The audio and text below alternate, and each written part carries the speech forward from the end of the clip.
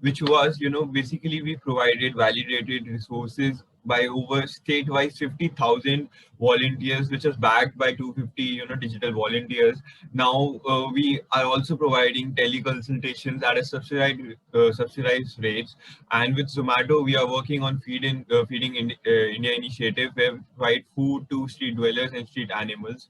So Health Jaankari is basically a platform that brings out information about health by experts, by doctors, and we discuss topics that are taboos, and that are basic requirements. So it's a community driven platform, and today we have one more, doctor who has decided to help us, and Dr. Lakshmi. I would request Disha to formally introduce her. Yeah. So today we welcome Dr. Lakshmi, who is a highly acclaimed dentist. She's an entrepreneur, founder of Dental Den, and she's a fitness freak. Uh, she is so passionate about smiles, not just for her patients, but for whole community. I mean, she has been she's been organizing dental camps in government schools for children. She's been also a volunteer during the flood relief. Moreover, she was being awarded by Prime Time in 2015 as the best dentist in Bangalore. She's been an organizing president in Ayushmat. Uh, it is rightly said that knowledge has no barriers, and today our guest is a true example of this. So we are lucky to have you, ma'am. We welcome you, and we are all are looking forward for this session. Thank you so much. It's actually my pleasure to be here on this platform. So I wish I could give out more information to the participants and clear a lot of their doubts on the session. Yes, ma'am. We are also looking forward for that. We have first question is, what is the correct brushing technique? Basically, people, I have personally seen, I live in a hostel, so I've seen people doing all sorts of things to maintain a good like brushing, and I just get confused which one. Some people say brush for 2 minutes, some people say brush for 30 seconds, and I don't know what to do. Can you please shed some light over that? Yes. So yes, the brushing is the first most basic thing to maintain your oral hygiene. There is lot of things that's going around about what is the right brushing technique. So coming to what is the right brushing technique, I would like to actually demonstrate. Let me see. Is it visible? Yes, Can yes, you? Yeah. yes. So the right brushing technique is um, you will have to hold your brush at a 45-degree angle. So mostly most of us, if we are predominantly right-handed, we start always with our left side. That's the common way that happens. So yeah, you will hold your brush at a 45-degree angle from your gum. That's very important. So always from the childhood we have been taught, okay, this is how, like a shoe polish motion, you brush here, there, everywhere, and that's what we do. Like we just tend to concentrate on the surface that is visible for brushing. But there's a lot of things that we miss out. We miss out on a lot of area where we don't know that whether we are brushing or not. We are just not consciously doing it. We are just trained in such a way that, okay, if you clean your outer surface, your brushing is done.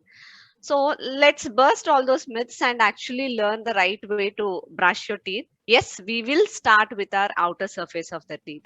So once we start with our outer surface of the teeth, hold your brush towards your gum and start brushing 2 to 3 teeth at a time. You cannot brush the whole area in one go. You will brush 2 to 3 teeth at a time. How? Yes, you will start with a stroke, that is up and down stroke. If it is your upper teeth, you will brush it downwards from the gum downwards, and if it is a bottom teeth, from the gum upwards. And then I would like you to do a mini circular motions around the same teeth area. So post that, we will go ahead brushing our front teeth, brushing our back teeth, the outer surface of all the teeth are cleaned. And then, yes, the circular motion is one of the predominant motion we use. Let's consciously make an effort to stop doing the shoe polish motion on our teeth. That is absolutely not beneficial. In fact, it is damaging.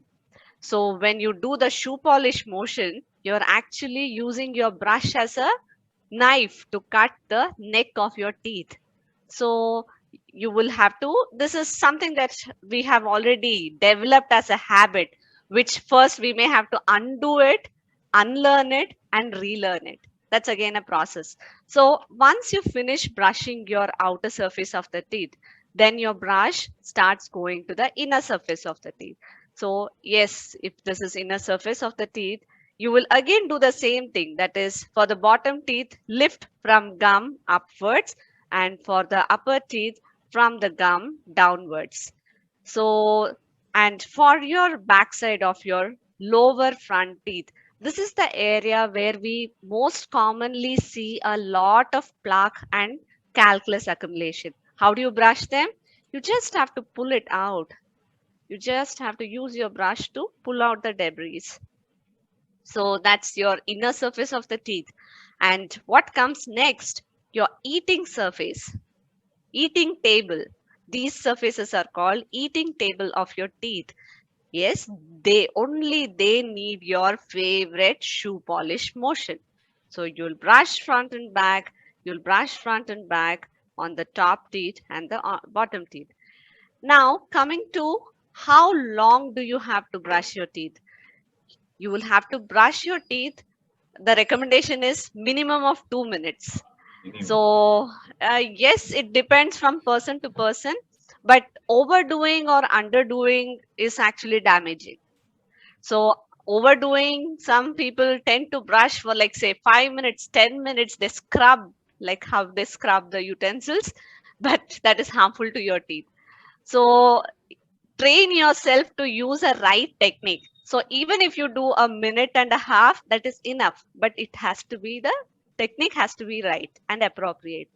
So yes, that is how you will brush.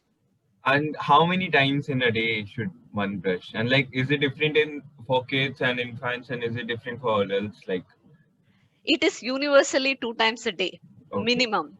okay, minimum. Minimum. Okay, okay. Minimum 2 times a day, that's morning and Mhm. night before you Nice. go to bed. Yes, few Also, people prefer to brush after every meal. Again, if you are habitual to brush after every meal, one thing that you'll have to pay attention is do not brush immediately after a meal. Give a time gap of at least 30 minutes to 60 minutes for the acid in your mouth to neutralize before you brush. Because if you brush immediately after a meal, there is a lot of acid in your teeth, which are actually softening your enamel, which is damaging for your enamel. Your enamel becomes weak. So, twice is what is recommended early morning. Yes, we Indians prefer to brush before breakfast. There is couple of Western theories where they prefer to brush post their breakfast because they consider that they would have brushed before bedtime and there is nothing consumed. But yes, our Indian Dental Association recommends before breakfast, immediately after bed. Yes. okay, okay, wonderful. Also, I had this question. What about what type of toothpaste and what type of toothbrush should one use? Like, there's so many out there in the market, and I think most of us get confused which one to buy and which one is nice, and like, how do we decide that? Right. See, a simple thing. I mean, everybody's choice, depending on their different conditions of their oral health, the choices will be different. But for a normal brushing where there is absolutely no gum disease or no oral health issues, then the recommended brush would be at least the medium toughness. We Okay, wouldn't recommend anything that is extra soft or extra gentle and all those things. It's more like using a cotton pellet to rub your teeth if it is too soft. They wouldn't actually do the necessary function that is expected by a brush to do. But again, if you are somebody who is having a severe gum disease or a weak teeth, yes, sometimes this soft brushes are recommended. Otherwise, the recommended brushes, with a medium toughness. So that is about the brush. And coming to the toothpaste, now, like, yes, you go to a supermarket, there is like a huge shelf filled with Whole, yeah. multiple different vibrant colors of toothpaste. It definitely leads to confusion. So what is more attractive or what is shown in the media frequently, so we end up just picking it up without thinking much. So coming to the toothpaste, my recommendation is to go for the basic toothpaste with a fluoride. I would say a white toothpaste. Say for your the olden times, the Colgate strong teeth or your Pepsodent white toothpaste. So those are the harmless and it does its function really well. But if you come to think of it, what does toothpaste do? Yes, it contains fluoride, which is beneficial to prevent cavities. Other than that, it is more of a lubricant which guides your brush smoothly. So it's more of a lubricant which is helping your brush to go around your teeth quite smoothly. So, and it stays in your mouth for hardly 2 minutes. So, I would recommend a very basic toothpaste. All this gel based or charcoal based and whitening toothpaste and herbal toothpaste, it is okay to use it, say, like every twice, 2 months once. If you want to change the toothpaste, then you can use one tube of one of those your favorite ones. But on a regular basis, if you use any of this gel based or herbal based toothpaste, there is actually more damage to the enamel. It has more abrasive agent. What I mean by abrasive agent is, if you take a sandpaper and rub it on a leather shoe, how you feel the fine lines. Yes, you may initially feel that your shoe looks clean, but the you keep In the rubbing longer it run. over a time, Yeah. then what happens is the leather starts showing the wear off signs. It's exactly what happens on your teeth. Immediately you get that gratification of fresh breath. Oh, it feels good, my teeth looks brighter. Yes, but on a long term they are damaging. So I prefer you to use a very simple basic toothpaste with fluoride. Okay, okay. That's something, I didn't knew and I wanted to know from a long time. So, Uh-huh. coming back to like the next question, going to next Hardik, question. just 1 minute, if I can just brief you one more thing about about the toothpaste part of it. There Yeah, is yeah, yeah, this please. hype on the hypersensitivity Yes, yes. toothpaste like Sensodyne. So Sensodyne has become a famous name in every household. But all this toothpaste has additional medicines added to it. Say if it is a toothpaste recommended for sensitivity, that has particular medicine which is doing a particular function for necessary condition. Say some patients have hypersensitivity. Yes, if it is used for a certain duration of time, it is very helpful. It helps you in reducing the sensitivity. But again, not recommended as a daily use toothpaste for a long time. The medicinal effect of those toothpaste is lost over time. So no, only if it is needed or recommended by your dentist, you will use Okay. any of those medicated toothpaste. Yeah, Yeah, thank about you. the sensitive one, I got to know ki it's only when the doctor recommends, then only I think you should try. Otherwise, go for the normal one. Okay, so coming about this thing, how safe is the visit to a dental clinic? People in this pandemic, especially, people are basically it's all about your mouth and it's near your nose, and that's how corona spreads. So, how safe is it?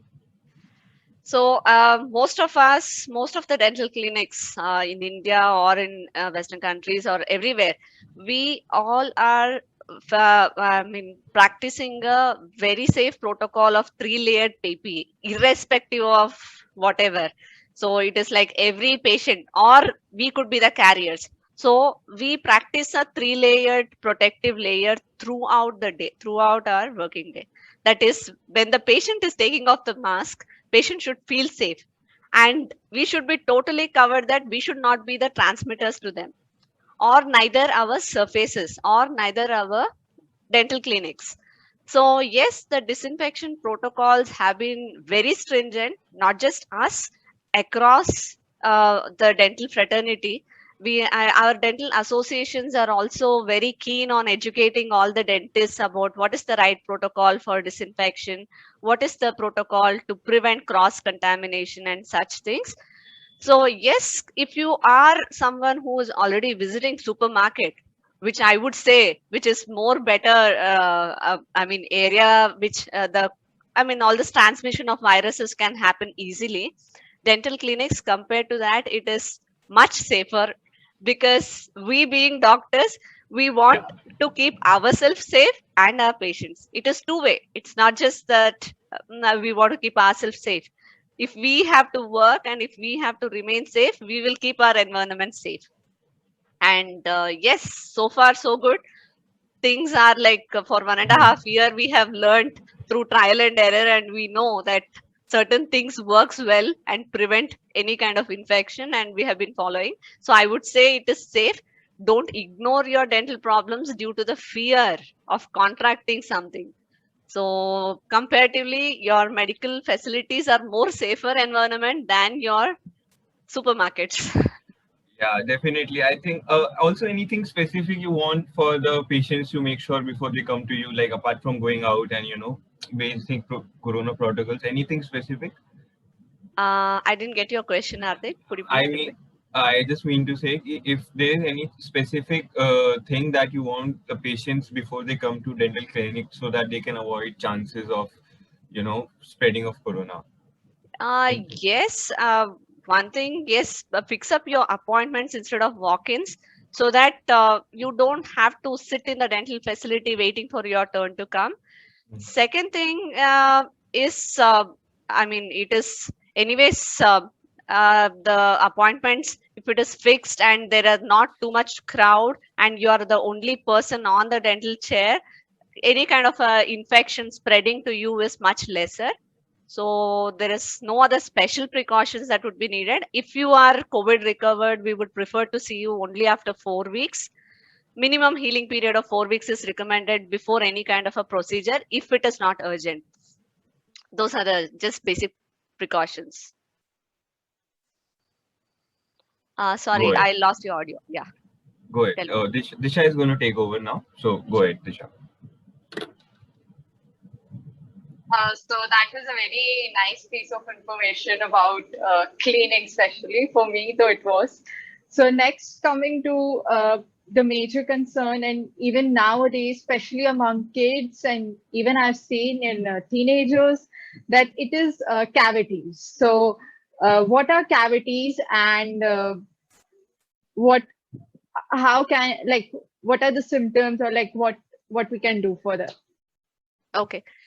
Uh, Cavities are nothing but what we call as dental caries. It is a bacterial infection that damages your enamel and the second layer of the teeth, which is called dentin.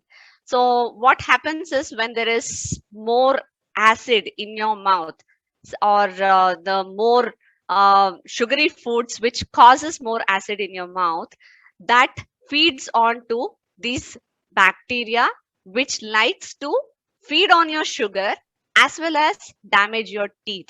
So while feeding on the sugar, they tend to also start eating up your enamel. Enamel is supposedly considered as the toughest mineral in our body. But Yes, ma'am. if this acids are so strong enough, this bacteria has a capacity to soften the enamel and drill through the enamel, which is actually a first condition of cavity. That is the first stage. Your enamel is damaged, is the first stage. The second stage, when you, how do you recognize that your enamel is damaged? You may see the Yeah. brown spot, or you may see a black spot on your teeth which was not there, or you may start feeling that your food is kind of getting stuck in certain area. But the second stage, wherein after enamel the bacteria starts getting deeper into your dentin, the second layer of the tooth. So once bacteria gets into the dentin, where you will start noticing more food accumulation in that region, you may also start experiencing sensitivity to anything hot or cold, which could be mild, which is mostly like after eating, you may tend to forget. So this may prolong. So once that is already Okay. a area habitat that we have created for the bacteria. So it's more like a well. Let me just show you the model. Let me just adjust the camera. So yeah, so you see that there is a black hole here. So it Yeah, yeah. first starts eating up the first layer, your outer layer called enamel. Then when it is ignored, it enters to the second layer called dentin. Okay, you further ignore. Then what happens? Inside the teeth, there are all these nerves, which we call as pulp. Once the bacteria enters the pulp because of cavity, so cavity is a big hole. It is just going deeper and deeper and deeper. So once it enters the deep area of your nerve or a pulp, that is when actually you start feeling the pain, or your sensitivity all of a sudden increases. You have been noticing a food getting stuck. Okay, let me use a toothpick and just clear it off. But you don't pay attention that, okay, that is actually something happening which I need to get checked. If the cavity is just in your enamel or dentin, the second layer of the tooth, it is possible for us to just go ahead with a uh, with a filling, wherein we don't have to be very invasive. We just have to go ahead, put a filling onto your cavity area, seal that cavity so that the bacteria does not get in.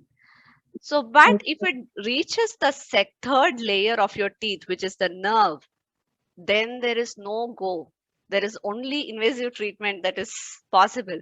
That is, either you will go ahead with a root canal treatment to take care of your pain and the infection, or you will have to, if you are not interested with any of the preventive treatment, you will go ahead with extraction.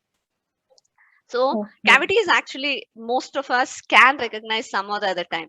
So unusual food getting lodged into certain areas, or sudden sensitivity to eating anything, say even a hot glass of milk, and you feel that, okay, there's something that I felt. So Okay. such are early signs which we should not neglect. So in such cases, if we attend to it at that time, it's possible just to go for a restoration or a filling and just close that cavity for good. But when we ignore it and wait, we are like, okay, I don't have pain, so I don't have to meet a dentist, is when the Yeah. problem escalates. So, like, is it more common, or like children are more prone to cavities, or it can happen even after in middle age, like in 30s or 25, something like that? Okay. Like, we have to worry about it, we whole whole kind of life. So, Okay. So the bacteria which causes cavity does not yes. actually know the age limit or age of Yeah. the patient. It is very prevalent in children as well as in adults. So Oh, yes, where, in children, why it could be a little more prevalent is because their eating habits. We as parents feed them more sugary food, thinking that they're just children. So exactly. let them have more Especially in sweet. Indian households, so Yes. mothers are obsessed with. No, more so it's the grandparents. Yeah.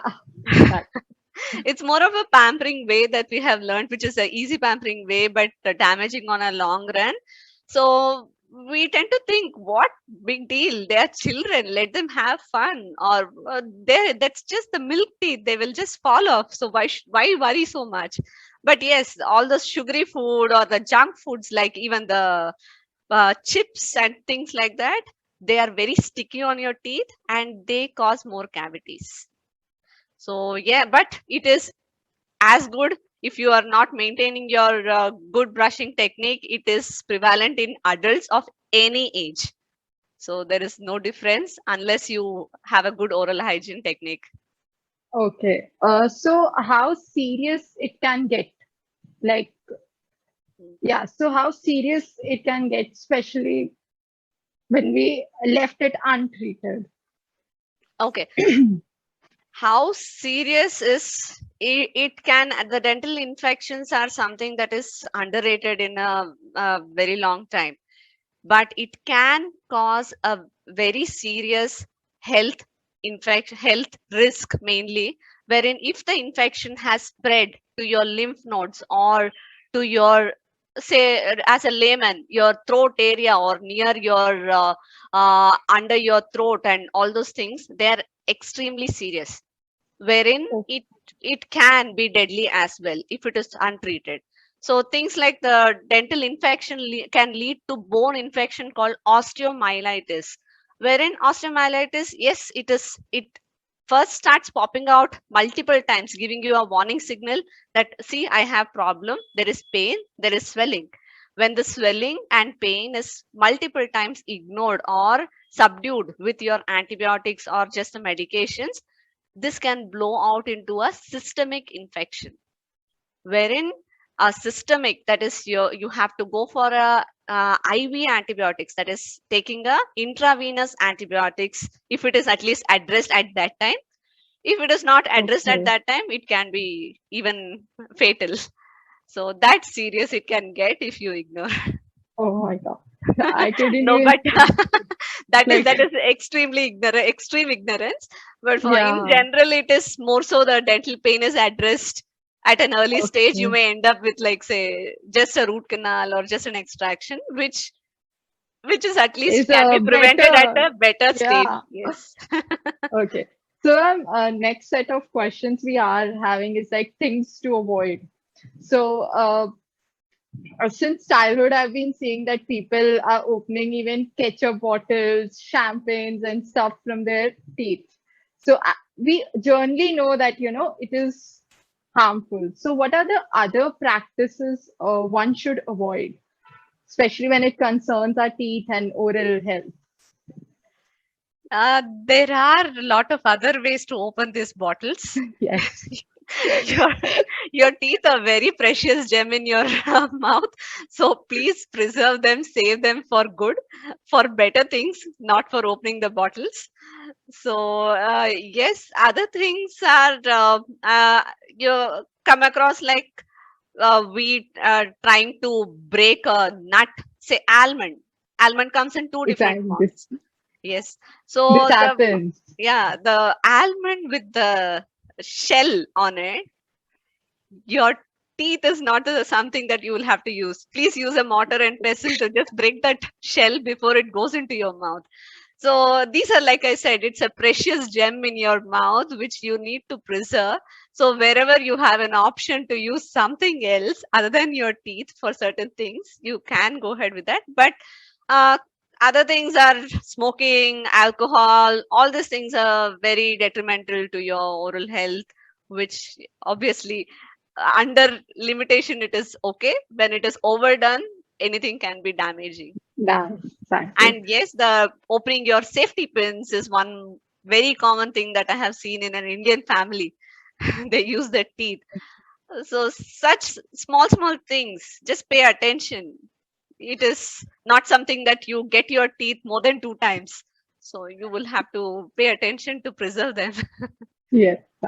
Ma'am, there is like a current. I was even looking for like there was a video going viral about mouth fresheners and mouthwash, and especially in 20s, people are very fond of using these kind of things. So, is it good, or if even if people want to use it, what are the ways or what are the limits in that we should use mouth fresheners or even mouthwash?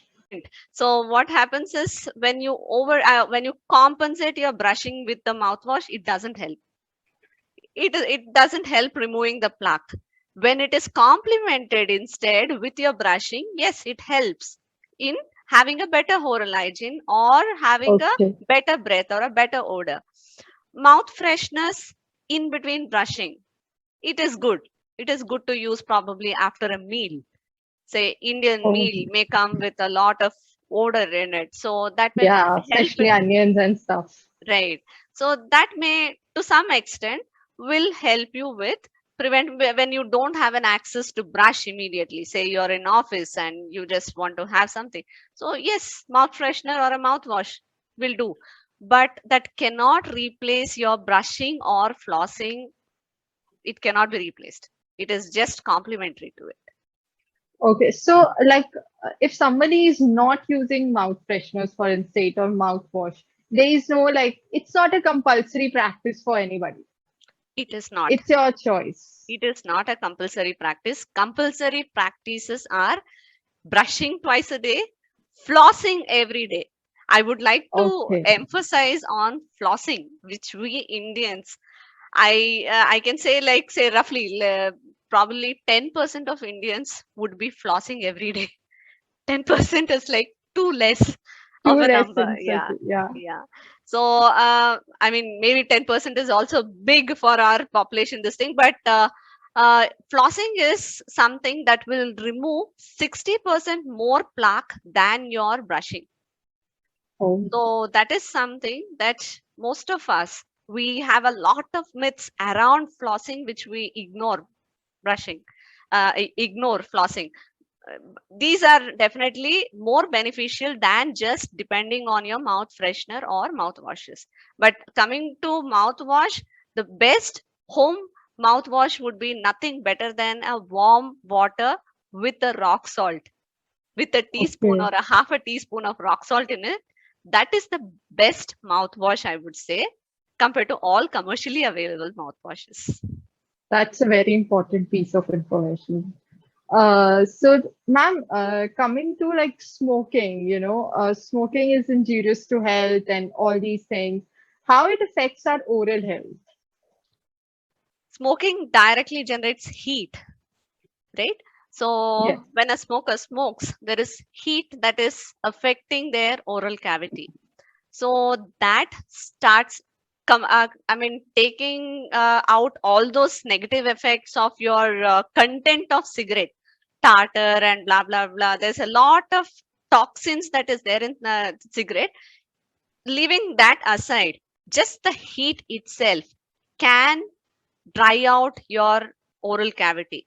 So when the oral cavity has its natural microflora, all the good bacteria and bad bacteria, and it is balanced with your saliva.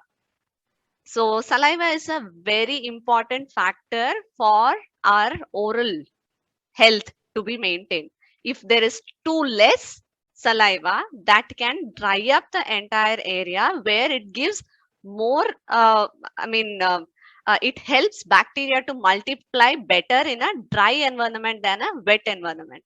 So, yes, the basic thing that happens is first your mouth starts drying out. Your gum starts getting affected because of the heat. And coming Okay. to the bigger side effects, tartar. Tartar is nothing but what you use on your tar road, on your so it is that harmful. So those toxins first accumulates in your oral cavity, oral hygiene. So your gum health is compromised a big time. So gum health is directly related to your systemic health. So, and yes, all this heat related and toxin related, there are multiple complications due to smoking, like the oral cancers. So, oral cancer is a biggest problem in India, be it smoking tobacco or a chewing tobacco. Oral cancers, especially in rural India, is very prevalent and it is ignored. So, yes, it is detrimental. Okay. Everything in limit is. Next, moving on to next categories, we have our gum health. I think it's a very myth kind of a thing people usually ignore, and especially I think Indians, and because lack of awareness and all that, people ignore about gum health. So why and how is like gum health, cleaning gum is important? Like why is it important? Okay, coming to cleaning gum, you don't have to necessarily separately do different things. Cleaning gum is part of your oral hygiene technique. That is, when you brush and floss, naturally the plaque is all coming out. So gum is nothing but a outer area that covers your teeth. Sorry, my model does not differentiate the color, but yes, above your teeth, all this area is where the gum is. When you take care of your brushing technique well, your gum is naturally taken care of. So, when the brushing technique, what we tend to do, brushing technique, okay, we have not been brushing properly, and one day we try to brush and we see a tiny bit of bleeding here and there. and we try to become over careful. We think that we did something wrong, so I should not be brushing that hard, and we tend to be more gentle, where it leads to more accumulation of plaque, more damaging to the gums. So yes, coming to the gum health, like I said, the best thing is your brushing and your flossing. So next thing, yes, you can also practice just a gentle massage of your gum immediately after brushing, that is towards your teeth. You press your gum towards your teeth and do a circular motion all around. That just helps in your gum sticking back to your teeth naturally, which is not a mandatory technique again.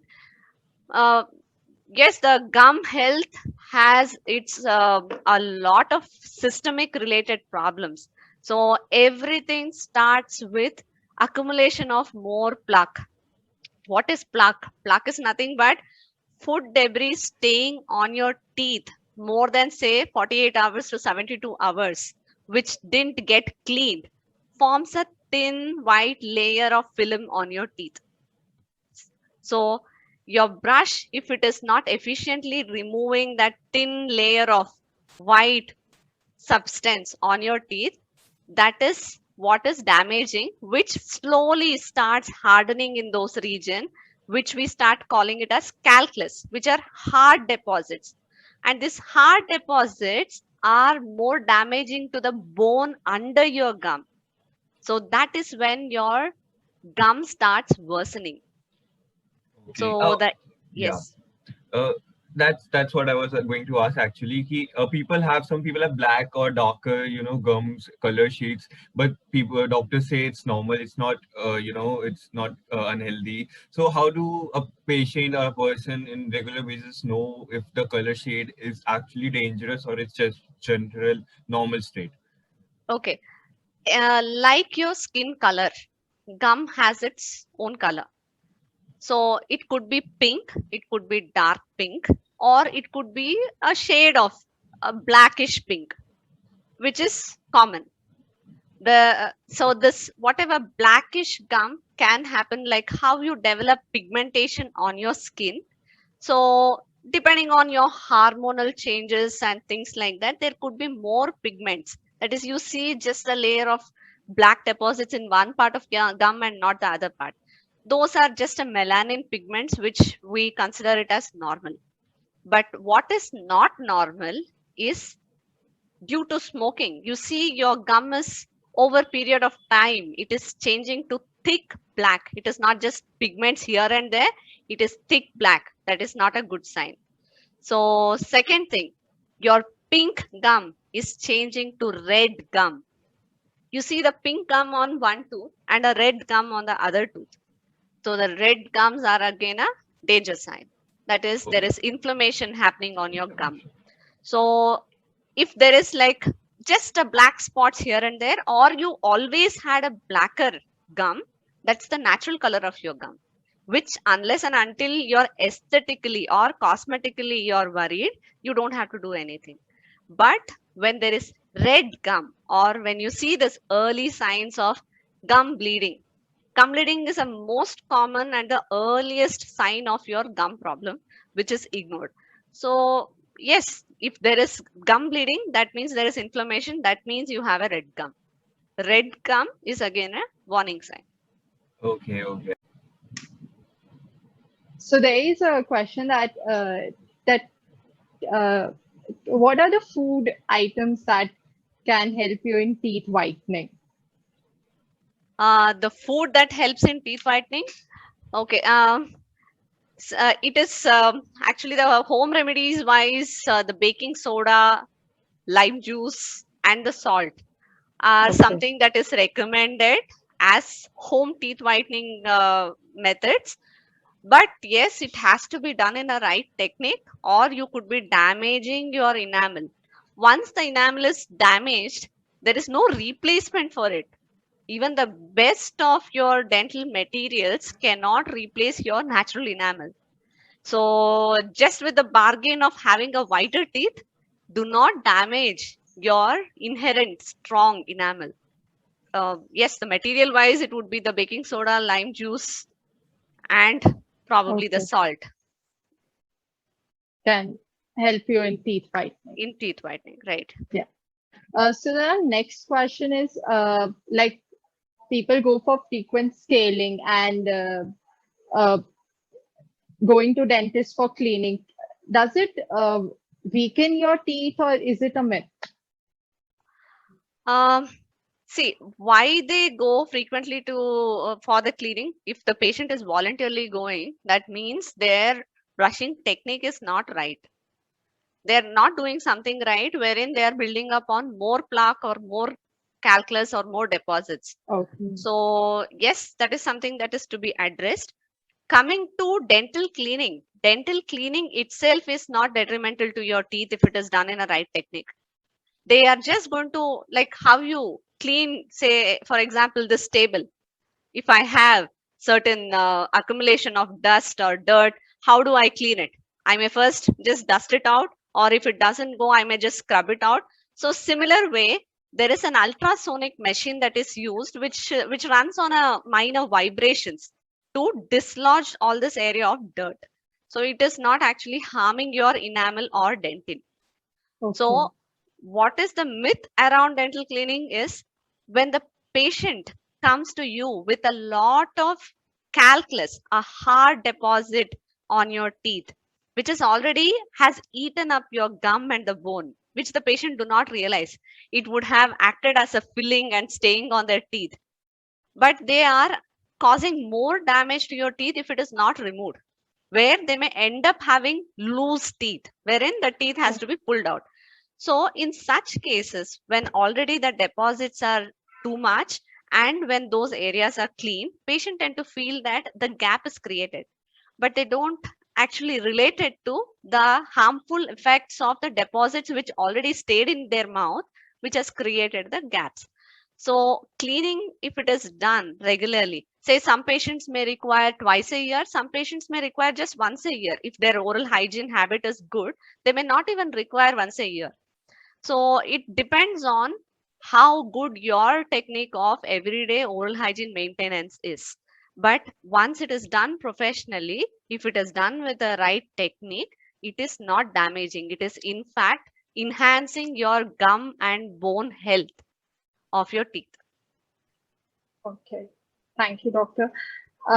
So, like a note for all the new mothers out there, especially whose kids are teething or they're breastfeeding, a note for them or any tips for them so that they can maintain a proper oral hygiene for their infants. Okay. Yes, this is a very interesting question, or I Yeah. would rather like to highlight certain points on this regard. Very common problem that we see in children below 2 years is something called a nursing bottle caries. Okay, like the name suggests, it is something that they are nursing is causing more cavities on the milk teeth. So, what are those? Breastfeeding or a bottle feeding. Breastfeeding is definitely has humongous benefits, I agree. But when breastfeeding is done overnight, wherein Okay. your nipple is not removed out of a baby's mouth and it is left throughout the night, the baby is continuously feeding, is detrimental to the baby's teeth.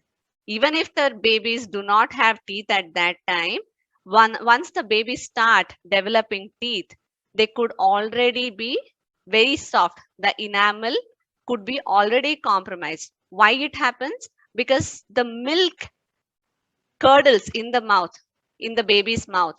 The curdled milk is more acidic, and this acid stays overnight in the child's mouth. It's easy just to breastfeed, and that will give rest to the mom and the baby, but it is damaging for the teeth. So always feed your baby, release the nipple, put the baby back to sleep. That is a right technique to do if it is a newborn baby. Post say 6 months or post 1 year, I would also recommend keep a bottle of water, feeding bottle of water. After you breastfeed, give a small sip of water to the mouth, to the baby, so that the water cleanses the baby's mouth. Or if it is a bottle feeding baby, again, don't leave the bottle throughout the night. Let the baby drink the milk, take off the bottle before the baby has fallen asleep. So that Oh, is very important for preventing cavities. Cavities can happen as early as 6 months for the babies. So do not ignore the cavities. It can worsen, lead to infection, which is similar to dental infections in adults, which I'm sure the babies cannot even express it. So why put them through that? Yeah, okay. so there's one more interesting question here. Is tooth removal dangerous? Like people saying removing upper teeth can even kill people. I have had 16th tooth extraction. Like my 16, all the permanent teeth were extracted, and I have a huge dental experience. But yeah, I'm still alive. So I think it's safe. But yeah, of course, the doctors, the tell what do you feel about it and how safe it is tooth extraction. Okay. Say in a medieval period where there was no techniques for anesthesia, just just imagine how the extraction would have been for that particular patient who underwent. So yes, that is a torture. But over period of time, there is so much of advancement in dentistry. There is so much of better anesthetics that is used. Patient can hardly feel that the tooth is I out. Nothing feels it's completely painless, and I think it's just after the swelling and all the blood loss that actually that makes you dizzy and all. Otherwise the pain, there's no pain. I know personally 16 teeth removal. I know personally how. Who better than you, Hardik? I know, yeah.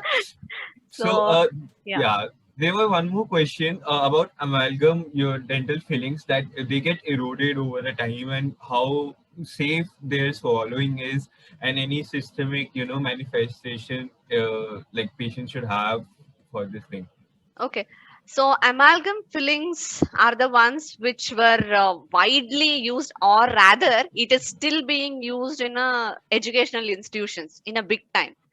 Uh, Good thing about amalgam restorations or your silver fillings is they stay forever. But coming to the bad part of the whole story is there is amalgam, which is mercury.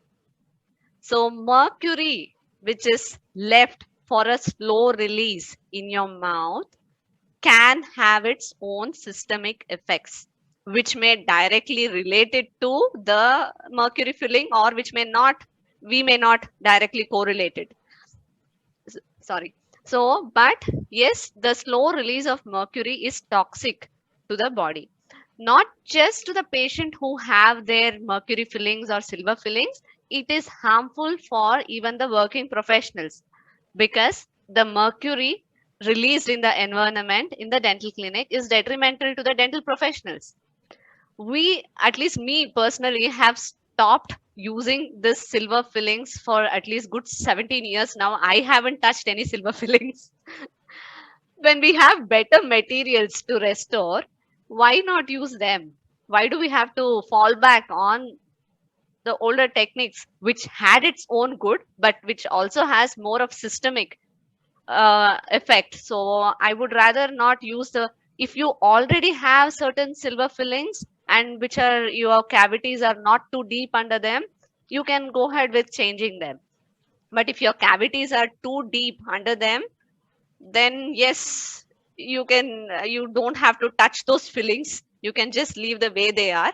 But in future, do not go for the silver fillings. When you do a new fillings, opt for a better materials than the silver. Can you specify so that patients can ask actually, like they don't want silver, they want Right. this one. So the resin dentistry, adhesive dentistry we call it. So adhesive, all the silver amalgam fillings, even if the cavity was like say tiny small hole, for the silver to stay on that particular tooth, the cavity was made very big. So the silver was actually physically staying rather than it is staying with the properties of amalgam. It was staying physically because it is made wide. There it is given more surface area, so it could stick to your tooth. Now with the advanced fillings, like what we call it as composite resin fillings. Composite resin fillings are tooth colored fillings. which can adhere to any part of your tooth, which is resin based dentistry, adhesive dentistry. It sticks to your tooth and bonds to your tooth chemically if it is done in a right technique. So those are definitely more advanced and more better materials. They do not cause any harmful effects on your teeth, and your cavity, if it is a tiny little hole, we can only drill only that much of a tiny little hole. We don't have to drill the entire tooth for the filling to stay for lifetime. So there is a lot of preservation of your tooth structure by using these advanced materials.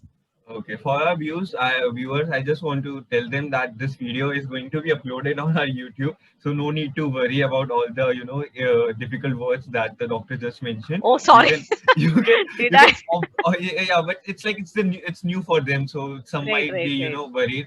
But you can always refer to these videos after before going to your dentist. Quickly, we have two quick questions. Yeah, About I'll one is take. one, I'll just quickly mention them. Are chewing gums good or bad for dental health? Chewing gums without sugar are actually beneficial. Okay. So what it does is it activates your salivary glands. The chewing action itself will increase the production of saliva, which prevents in the bad odor and which also helps in keeping your teeth well lubricated, so there is no attack of bacteria. But yes, sugary chewing gums, no. Okay. And one more question. Any tips to how to stop the thumb suckling of habits in kids? Yeah, it's very important, I think. Thumb sucking habit, I don't know. I mean, most of the, at least few parents would have seen, even in the scans, even in the ultrasound scans, they would have Yeah, seen the fetus. fetus keeping the thumb in the mouth. So that means that is how deep this habit is. That is, the baby has developed this habit even from fetus in a lot of Before cases. even boy Yeah, being even born. even before the baby is born.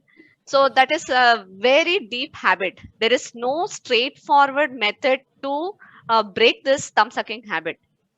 For for initial 2 years, please ignore the thumb sucking. It is, if you try to actually prevent the child from sucking the thumb, then that will affect the mental health of the child. The thumb sucking gives them a secure feeling. So when that is detached, there is a lot of mental health growth that is affected for a child's well-being. So no, first 2 years, ignore it. After 2 years, you can make small attempts to get rid of the habit by, say, applying your neem oil or things like that.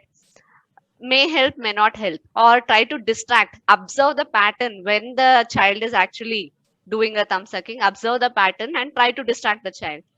If it is not prevented, yes, from 5 years we can start giving appliances. There are certain dental uh, appliances or the plates which prevents or which avoids that pleasure for the child. So that may help for a couple of more years. But once the child starts, sorry, Yeah, yeah, good. it is a very big question. Yeah, it's okay, it's okay. Go ahead, go ahead. Please. So once the child starts developing the permanent teeth, and when there is a lot of jaw growth happening, that is when it has to stop. Okay. There is no further delay, where you have to meet the dentist and take the necessary steps to prevent the thumb sucking. I actually read about this, or I think I heard it. Like people, what they do to stop this habit, they put chili powder on the thumbs so that Oh God. whenever the child puts in their mouth, and it's just it's like to build an habit to stop it. But I think that's not very good. So we No. have one last question. Yeah. Disha is going to ask about. So Go ahead. yeah, so I've been a orthodontist patient since 3 years, Yes. and braces. I want you to tell about braces and myths around it, and when a parent should ideally know that his or her kid need of braces. Okay. So for an orthodontic checkup, it is a orthodontic society recommendation. A child should be taken to the dentist for evaluation at the age of 7. Why Okay. age of 7? From 6 years onwards, the permanent teeth starts erupting. So we can understand certain patterns of how their teeth are going to erupt or how their jaws are going to develop. So if the evaluation is done at an early stage, a lot of jaw correction can be done in a growing stage. But once we miss the growth spurt of a child, say the best growth spurt of a child is between, say, 11 to 13 years. If we Yeah. miss the growth spurt of a child, especially a girl child will have early puberty and early growth spurt, then the jaw growth cannot be modulated. So if it is taken care at an early stage, the face and the jaws can grow better. But coming back to the braces, braces can be done at any age as long as your teeth are strong. Okay. They are strong. You can go for Yeah, the like treatment there are a lot anytime. of myths about it that don't do after 20, 25 or something. No, ideal age, like I said, between say 11 to 15 is an ideal age where the corrections can be done and they remain for good. Yes, post Okay. that, the adult orthodontics has its own plus and minus. Plus is your lot of your other problems like your crowding, your smile can get better, your teeth, you can maintain them better if it is in a well alignment. But if it is not taken care post orthodontic treatment, that is once your braces are removed, the retention phase is extremely important in an adult patient compared to a child patient. Once the braces are removed is when the problem starts, as in the teeth has a memory to where it was placed earlier. So the teeth memory can take them back to its original position, wherein it has to be properly retained in their present position after orthodontics or after your braces. So that is where the importance has to be given for adult patients. And now these days, there are so many treatments for the alignment of teeth. So which one you recommend or which one is better to opt for? Every technique has its own good and bad. So, Okay. yes, conventional techniques are the best because there is more leverage for the doctor to move your teeth the way they want. But coming to lot of techniques like Invisalign or clear aligners, Yeah. it is giving more opportunity. See, there's a lot of things like braces, wearing a braces is, and you being an orthodontic patient, Disha, you know how it feels, right? That's why she's Exactly. It's so asking so many painful. questions. So Yeah. the brushing to eating, everything becomes difficult with the conventional orthodontic technique. When there are just a minor movements and a very limited things that we are looking at, nothing better than the clear And aligners then, or Invisalign. But when there is a complicated movements that we are looking at for the teeth, then conventional, we'll fall back to conventional method. So the clear aligners, patient has more control. So as long as patient has a discipline to wear it and follow the instructions of doctor, then you can see the results. But the conventional one, doctor has the key to it. So they have a way to move it according to the patient's requirement. Patient do not have a, I mean, technique to move their teeth or take out their braces. That is stuck for good. So results are better because patient cannot undo certain things, or okay. discipline is not something unless unless the oral hygiene techniques, the rest is all with orthodontist hand. So Okay, I yes. think we Thank you, have ma'am. so many questions that we need one more session quickly. I'll tell Exactly. my boss about it. We need one more session quickly with Dr. Lakshmi. Thank you so much, Dr. Lakshmi, for joining in today. And we had so much fun. We got to know so many things, and our viewers also were so curious about it. And I think this videos and this session is going to help them eventually having a good health, dental health and oral health. And that's the whole purpose